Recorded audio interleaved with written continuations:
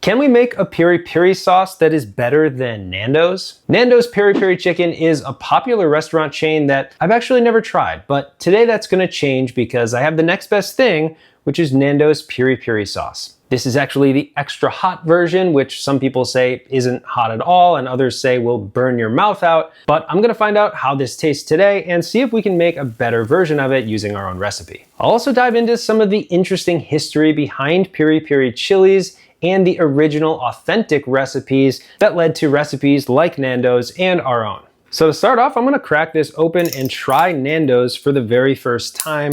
The ingredients are water, vinegar, spices, which include 3 different types of pepper, so African bird's eye chili, cayenne pepper and paprika, lemon puree, salt, onion puree, sunflower seed oil, green chili, xanthan gum, propylene glycol alginate, garlic, thickener, preservative, and rosemary extract. So some things we definitely won't be putting into our own recipe. It's got a much darker aroma than I was expecting. I was expecting more vibrancy from the lemon, but let's give this a quick try before we get into our recipe here. Very thick. It's got a totally different flavor profile than I was expecting. It tastes more like a Mexican sauce. Like I would expect to see this next to a taco bar or something. For the extra hot version, this is pretty tame actually, so I'm glad I went with this one. Ours is definitely gonna be spicier. Now before I dive into our recipe, what makes Peri Peri sauce Peri Peri sauce?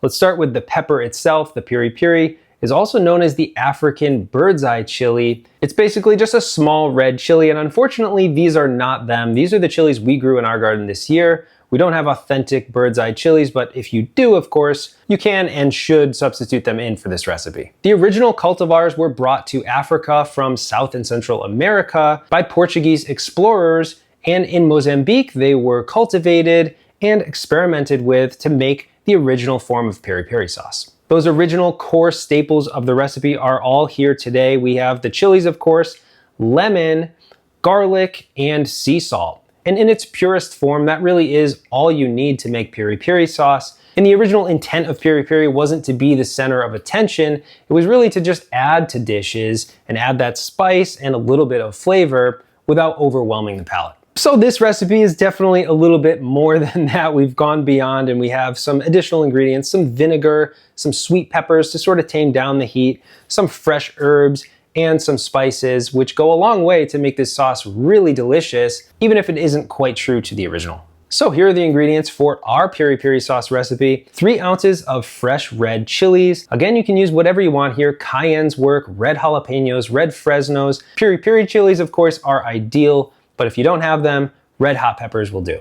4 cloves of garlic peeled, a half of a medium red onion, and if you do want to weigh this out, it's around 3 ounces, so about the same amount as your chilies. A half a cup of fire roasted red peppers. I'm using these from a jar today, but if you did grow your own sweet peppers, you can char them up on the grill, remove the skin, and make your own roasted red peppers.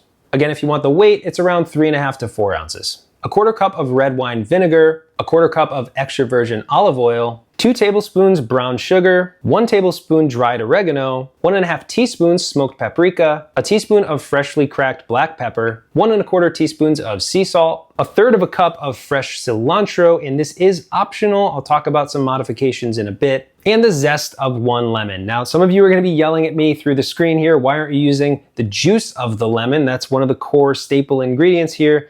And I understand we're using some vinegar instead because it's a little more reliable when it comes to acidity and helping your sauce last longer. But what I think I'll do today is add just a bit of a squeeze of the lemon at the very end after the sauce is cooked down.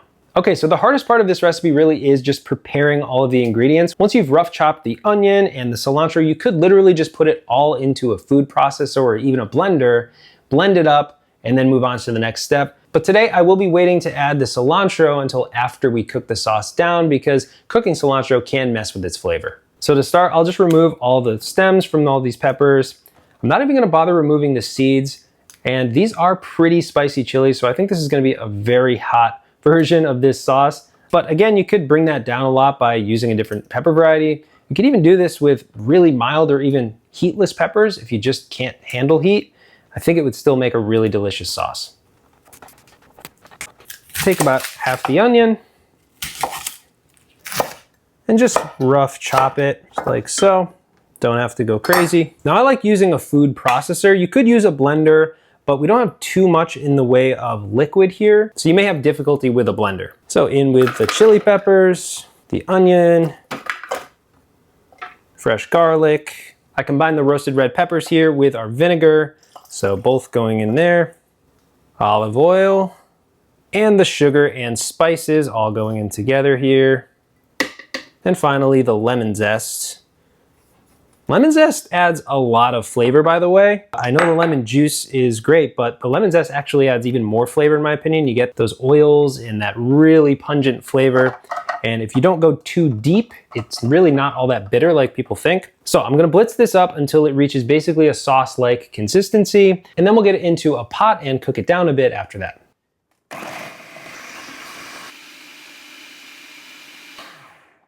Okay, you might want to give it a minute to sort of settle. Those fumes will definitely cause some irritation if you're indoors. Open a window, put on a mask. You know, this is definitely serious. The hotter the pepper, the worse this could be. Okay. Beautiful aroma coming off of this. This would be delicious as is. The sauce is also nice and emulsified. You have the oil and vinegar coming together to make a really rich, velvety, smooth texture. But I do want to cook it down to both thicken it up just a bit and also to tame the flavor of the garlic and onions. Even though red onion is a bit more tame to begin with, it's still better. It mellows everything out, brings the sweetness all together, and it just makes for a better sauce, trust me. So I'm gonna pour this into a pot and basically bring it to a simmer for about 10 to 15 minutes. You just want to lightly simmer the sauce, remove a bit of that liquid, and help the flavors meld together. This is where you really want to ventilate. Turn on a fan, open the windows, because the fumes that come off of this as you're simmering are no joke. Okay, we have one of those old like 50s era fans that helps evacuate air. And I turned that on, I think it's working. It could also just be accelerating these fumes through my nasal passages, but it smells great. Okay, so when it starts to get a little gloopy and some of the moisture is removed, you can turn the heat off and get it off the heat, start it cooling down. This is the texture you're looking for. It's got that nice gloopy sort of texture to it. And all that's left to do is add the cilantro if you want to, and blitz it up one more time to finish the sauce. Now, on the subject of cilantro, I love it. But I understand there's like, I don't know, 30% of people who absolutely can't stand it. So it's not vital. The sauce is pretty good as it is. You could totally omit it if you want, or if you want a substitution, you could try flat leaf parsley. It's a different flavor. I wouldn't do it personally in this sauce. You could try basil, which might be a little bit better. Or if you're open to it, you could add a bit of ground coriander, which is basically just the seeds for cilantro. Has a nice lemony, fresh aroma to it, but it's not really adding the same flavor as cilantro itself. So the sauce going back into the food processor here, definitely less volume to it after about 12 or 15 minutes of simmering. And then shoot for about a 1/3 cup of fresh cilantro leaves. I'm not too careful about the stems, but a good handful should do the trick, like so. And pulse one more time. Now, as promised, I'm gonna throw a little bit of fresh squeezed lemon juice in here. Not too much, I don't wanna change the texture too much here. Oh yeah, thin it out just a little bit. Can't hurt. Now, I think the best way to store this is just a jar with a lid on it, throw it in the refrigerator. You'll get at least a couple weeks out of it. It's got a pretty low pH, high acidity, so you could get longer, but to be on the safe side, I would use it within a couple weeks. Gorgeous, thick, almost pasty, but a little bit more jiggle to it.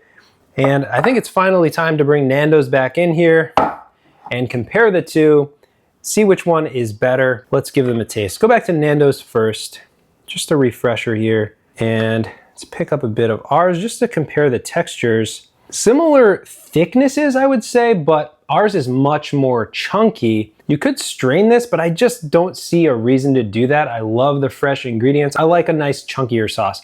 So anyway, here's Nando's again. I gotta say, I'm not a big fan of that. I understand this isn't how you normally enjoy Nando's sauce. You put it on chicken, which maybe I'll have to do in this video. But here's our sauce. It's still a little bit warm, but oh, it's so good.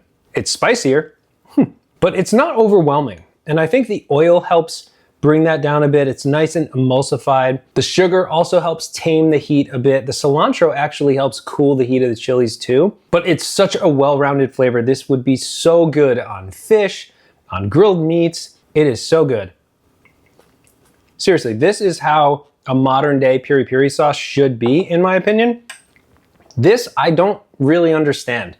And if you're a big fan, I get it. Like, everyone has their favorites, but man, what a flavor. I mean, we blew Nando's out of the water, in my opinion. Now, of course, this isn't how you're meant to eat peri peri sauce off of a spoon. So let's use these two sauces to make some chicken on the grill.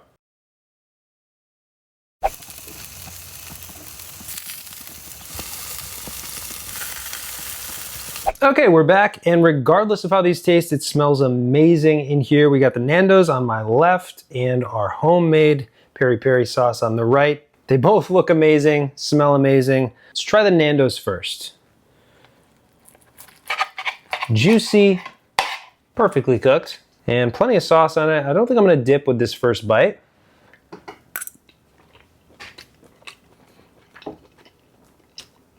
Grilled chicken leg goes a long way. That's really good. It's really not bad at all. Super juicy, tender, nice and salty. Didn't do any seasoning to the chicken whatsoever except for using the sauce and basting multiple times on flips.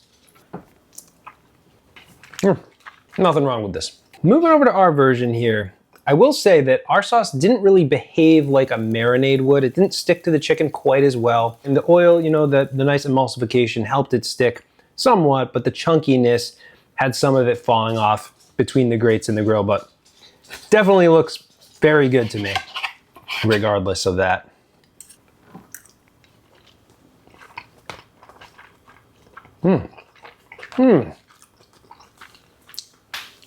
Worlds better.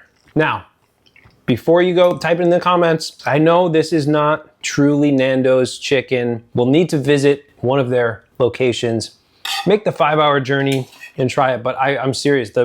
This is so good on this chicken. The lemon actually comes through more. It's got this really delicate sort of lemony undertone to it. It's a little bit spicier, but it's actually more manageable than just eating the sauce, which makes sense. But man, what a world of difference. This tastes, to me, it just tastes a little more processed. And maybe the bottled stuff just is that way. And if you go to a Nando's peri peri chicken, they use something different or they cook it differently and it tastes better. But to me, hands down, our homemade peri peri sauce, thankfully, is much better than the store-bought Nando's. I hope you'll give our recipe a try. If you're a fan of Nando's, let me know in the comments your favorite type as well. Maybe we chose the wrong one here, but this homemade sauce is an absolute winner. I'll leave a link to where you can get the full recipe, print it out, make it at home, make yourself some grilled chicken with this. It's delicious. Thanks so much for watching Pepper Geek Eats, and I'll see you soon. I think the real way to do this, hang on, hold on. Wow.